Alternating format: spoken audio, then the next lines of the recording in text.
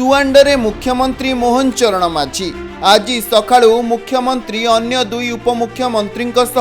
सुआंड ग्राम में पहुंची एही समय रे पिपिली और सत्यवादीर विधायक एवं बालेश्वर और पुरीर सांसद सुआंडरे पहुंची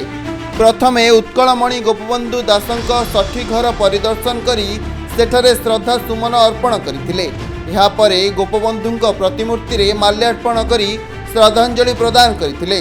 गोपबंधुंक गाँ बुलिबा परे अंचलर विकास नहीं लोकंक सहित कथा होइथिले। मुख्यमंत्री मोहन माझी कहिसंती जे सुआंडर विकास पई कार्य करिबाकू सरकार प्रतिश्रुतिबद्ध ए दिगरे कोनोसी हेळा करा जीव नाही बोली प्रतिक्रिया रखिचंती मुख्यमंत्री। गोटे कथा मु कहिया पई चाहूची जे ए सरकार आसीबा पूर्वरु ओडिसा रे ओडियांकर अस्मिता उपरे अनेक प्रश्न सृष्टि होता और संकट आसी जाइए चर्चा होता से बड़ी परिस्थिति रे भारतीय जनता पार्टी ओडियांकर अस्मिता को सम्मान दे किभली भाव में तार सुरक्षा दिज्व ओडिया को सम्मान दिज्व आ से नुआ सरकार आसिला परे ताहा उपरे संपूर्ण भाव में ओडियांकर भावना उपरे ओडियांकर अस्मिता उपरे सम्मान देकरी काम करिवे एवं तांकु शीर्ष रे रखिवे ये कथा को जहाँ सरकार बीजेपी कहितला ताहा जी सरकार कार्यकारी करिया पे जाइछंती एवं गतकाली जेते बेले शपथ पाठ उत्सव थिला ता पूर्वरु सकाळू जो माने ओडिया अस्मिता उपरे आज ओडिया को सम्मान देकरी आज स्वतंत्र भाव में उत्कल प्रदेश गठन करबा ठारू ओडियांकर सम्मान कथा अस्मिता कथा जो माने आज बंचाई रखी से परपुत्र मान पुष्पमाल्य अर्पण करी तांको सम्मान दि जाइथिला एवं महाप्रभु जगन्नाथ को दर्शन करी आज जी आम ओडियार मुख्य अस्मिता जी ए ओडिया जाति को आज सम्मान दे बंचाई रखिछंती सेही उत्कलमणि गोपबंधु दास तांकर जन्मस्थान सुआंड को आसी तांको सम्मानित करबा पुष्पांजलि अर्पण करबा ये राज्य सरकार प्रमुख ये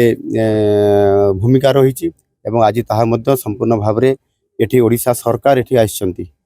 मो सहित आमर डेप्यूटी सीएम केवी सिंधु आइछंती आपनकर ए माटीर झियो डेप्यूटी सीएम प्रभाती परिडापा आइछंती एवं आमर सांसद अछंती विधायक अछंती समस्त मंत्री परिषद मंत्री माने मध्य उपस्थित अछंती सारा सरकार एठी आसी सम्मान देवा पाई गोपबंधु दास को आउ सेथि पाई ओडियार ओडिशार एवं ओडियार जो अस्मिता कथा पड़ीला ता उपरे सरकार तीक्ष्ण माने नजर रखिबा सहित निश्चित भाव में सम्मान को बंचे रखिया पाई ओडिशार गौरव रखिया पाई काम करिवे एवं निश्चित भाव में ओडिया को भारत वर्ष रे सबुठारो आगुआ करिया पाई ए सरकार प्रतिश्रुतिबद्ध। ये हूँ गोटे ऐतिहासिक कथा ये ऐतिहासिक कथा हूँ या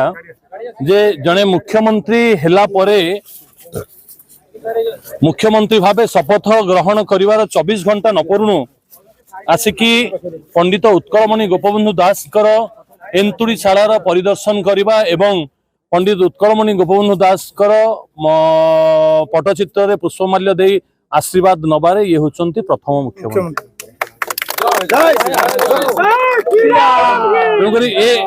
ये सत्यवादी माटी होची ये त्यागर माटी ये भोगर माटी नुहे ये होची स्वाभिमानी मनीषंकर माटी मु आपण मानकु निर्वाचन समय मु कहिथिली जे ये सत्यवादी माटीर समस्त युवक माने माँ माने भौणी माने माने स्वाभिमानी एवं स्वाभिमान परिचय देइचंती गत निर्वाचन रे दलगत निर्विशेष रे ए दलगत निर्विशेष रे ए माटीर स्वाभिमान रखिचंती मु आज आपण मानक माध्यम रे मोर समस्त गुरुजन माँ मानकु भौणी मानकु मो प्रणाम ज्ञापन करूची नमन करूची तांको पाद तळे। पुरीरु तपन कुमार लेंकांक रिपोर्ट खबर ओडिशा।